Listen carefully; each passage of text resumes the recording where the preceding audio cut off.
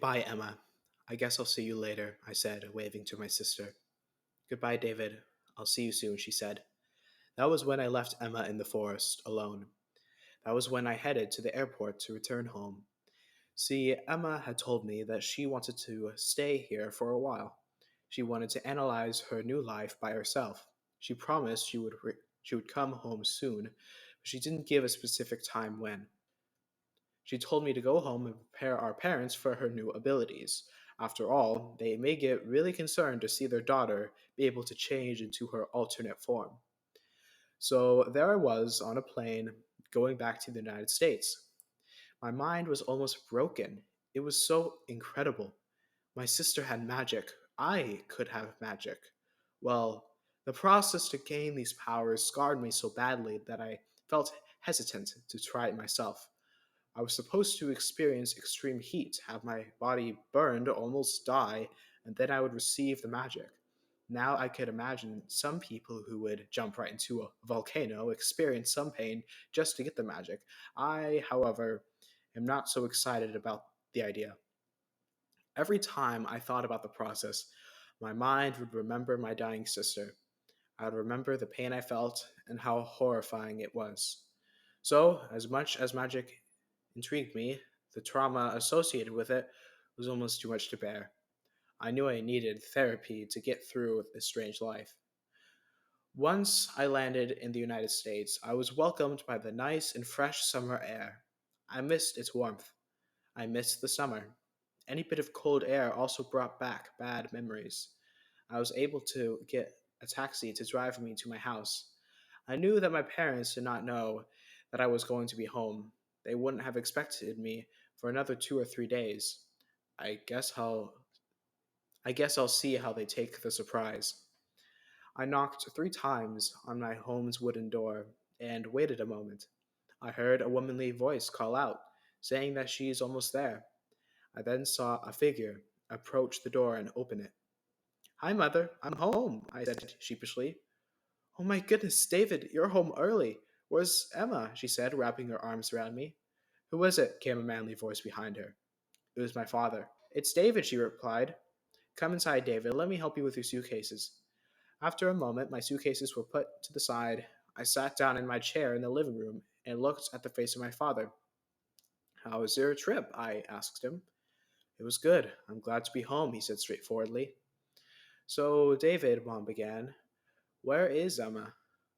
Oh, do I have a story for you too? It's absolutely crazy what happened, I said. I then began to tell them about Tomas, the upside down birds, the ice, Emma dying, and Emma coming back with magical powers. My parents were quiet the entire time. However, I did feel that my dad had something to say. Once my story was done, I was quiet for a moment. David, my father broke the silence. Magic isn't real. You know this. I know, Dad. I thought that magic wasn't real before as well. However, I've seen with my own eyes. I still see birds upside down. To me, the magic is very real. Well, then prove it, he said flatly. Prove it? I asked, taken aback. Yes, you say it is very real. Show me the magic. Show me that I'm wrong. Well, I can't really do that. I don't have any magic with me right now. But when Emma comes, she can show you, I said. My father put his forehead into his hands, looking down. And how did Emma die? Well, it seemed like she was dying from the ice. It covered her entire body. I thought she died, but then she was saved with magical powers. Dad looked at me like I was insane. I looked down again. I know what really happened. You guys had a really bad experience on a hike. Emma caught frostbite and died from it. It was so traumatic for you that you rationalized it to be from magic. And then, after exhausting yourself from the trauma, you had a dream where Emma actually survived. You rationalized this dream by explaining that it was from the magic. Wait, you aren't suggesting, my mother said, suddenly looking concerned. My father looked at my mother, equally concerned. Yes, I am. Our Emma has died. My mother buried her face into my father's head and began to sob. I saw a tear fall from my father's eyes. My jaw dropped, and I stood up. Wait, No, she's not dead. She survived. Not only that, but she'll be back soon. David, said my father, trying not to sound weak. My son, I don't mean to insult you, but you are mentally unwell, and this is understandable. Trauma can cause us to think crazy things sometimes. For you, you simply created a reality in your mind to deal with it. What are we going to do? My mother asked. I don't know really, but I think we should make some calls. Maybe we can get an investigation. We need more information, my father said. And so that is what happened. I wanted to tell them that everything's fine, but they wouldn't listen to me. My father was able to send the report to police officers. They couldn't do anything, but were willing to send the case up to some higher officials. An investigation was started for a missing person in Chile. The investigation was fruitless after about a month of searching the mountains. The investigation also caught the attention of local news agencies. They asked my parents if they could interview us for an article on the investigation. My father agreed. Before the interview, my father asked me not to say a word about magic. He said that my magic talk, as he called it, would only draw unnecessary attention. He asked me to explain that Emma had died from some strange frostbite. Not wanting to create more stress for my parents, I decided to stick with my father's story. I told the reporters that my sister died from frostbite. I told them that the experience was very traumatic for me. The article came out about a week later. After some time, I began to focus on what I had experienced. I was certain that what I saw was real, but nobody believes me. Emma promised me that she would come home soon, yet it had now been a month. I began to doubt myself. However, I wasn't about to forget this. I still saw birds upside down. Was I still hallucinating? To figure this out, I took a professional mental health test specifying in psychotic experiences, which was the normal explanation that people had for me. About a week after the mental health test, I got my results. I was told that I likely suffer from some form of PTSD. There was zero evidence that I suffered from any psychotic experiences. However, that report noted that there is also no evidence to suggest that I've never had a psychotic episode. To me, this was a non answer. The results didn't help me in any real way. I mean, it is good to know that I may have PTSD, which was something I suspected I may have based on recent nightmares. However, when it comes to my mental health relating to whether my experiences were false, the results basically answered a big, I don't know, which was probably the correct thing to do, but it does nothing to help with my concerns. Ultimately, I had to move on. Life was moving on, and school was about to start again for a new semester. The break had come to a close, and Emma had not come home. I lived my life in my now sophomore year of college trying to not think of Emma. I tried to not think about Chile or Tomas or magic. However, I couldn't stop myself from thinking about it whenever I saw a bird. It would always still be upside down, reminding me of the awful experiences. I also began to go to therapy at this time for my PTSD. It was classified that I need help dealing with the death of a loved one, so frequently I wished that I could say that I don't think she actually died. I wanted to scream it from the rooftops. Secretly, I believed that Emma was really going to come back. However, I refused myself the satisfaction. I had to show to everyone that I am fine, I am okay, I am sane. And so, because of this, I stayed silent. Time moved to Thanksgiving break. I was celebrating at my parents' house. One of my uncles were there as well, as he was single and had no one to celebrate with. Unfortunately, the topic of Emma came up during the dinner meal. How are you doing, my brother, after what happened in the summer? My uncle asked my father. We're doing better now. I think we've begun to find ourselves from the trauma, but it's been tough, he said, and my mother nodded in agreement. Of course. I know I've said this a million times before, but all of my condolences are for you. If there's anything you need, feel free to ask me for it, my uncle said. Thank you, that is much appreciated, my mother said. Now, that was the whole conversation. Really, nothing much.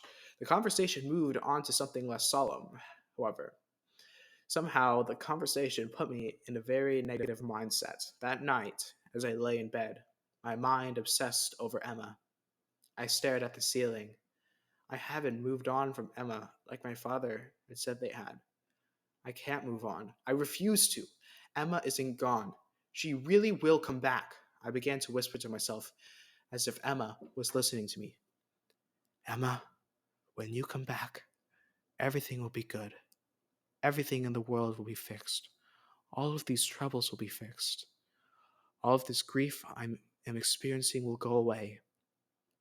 But why aren't you here right now? What's taking you so long? You do realize that this is making things harder for me and mom and dad, right? Come home, Emma. Come on. I know you could do it any day. So why wait? There must be a reason, so why? How about you come home tomorrow? Yeah, I expect you to be back tomorrow, okay? Do you hear me? You better be home tomorrow. Emma, please, I miss you so much. I don't know how much I can do this. I don't know how much I can handle this pain more. Emma, Emma, I screamed. I then began to sob uncontrollably. I heard my mother walk into the room. What's wrong, sweetie? Did you have another nightmare? I couldn't respond. I was gasping and crying so horribly that I couldn't think nor speak. To say the least, I did not have a good night. For about a week after that night, I was pretty horribly depressed. Not only was the event awful for me, but also hurt that Emma did not come home the next day. To my luck, the depression was able to go away once I was back and busy with school. However, that night was torched in my memory as one of the worst nights of my life. After about a month, I was able to finish my first semester of my sophomore year of college. I decided to go again to my parents' house for the holidays and celebrate Christmas. By this point, my mental health had improved dramatically. Therapy was really helping me. I didn't have any more nightmares. I really thought about Emma. Mostly, I began to move on from my grief. I began to accept inside myself that Emma really wasn't coming back. She was dead. All I had experienced was a trauma response. I was now opening up to the possibility that my sister was gone. And so, with that in mind, I decided to have a good Christmas with my parents. I decided to spend time with the family members that I still had with, of course, still respecting the memory of my sister. It was Christmas morning, and me and my parents were opening the gifts that we had given to each other. There were smiles all around and lots of hugs. It was truly a wonderful experience. But then there was a knock on the door. I got it, Mom cried. I heard the door open, and then a gasp. Oh my goodness, I heard her cry. I ran over to her and saw a strange sight. In front of my mother stood a woman. The woman's skin was as pale as snow. Her pupils were as white as snow as well. I gasped. Emma! I cried. Hello, David. Sorry for taking so long. I have so much to tell everyone, she said as she changed from her alternate form into her normal self. My dad walked over. Emma? He asked sheepishly. My sister nodded and ran over to hug him. At first, he was stunned, but then he hugged her back, holding her tight. Everyone began to go to her, and soon everyone was hugging everyone. After a moment, everyone began to disperse, and Emma turned to me. David, I have learned so much vital information about the magic. Really? I asked. Yeah, and I really want to train you how to use your magical potential. That way, you don't have to go through the harsh process that I had to go through. Really? When does this training start? Well, she said, I'd love to do it as soon as possible if you're ready.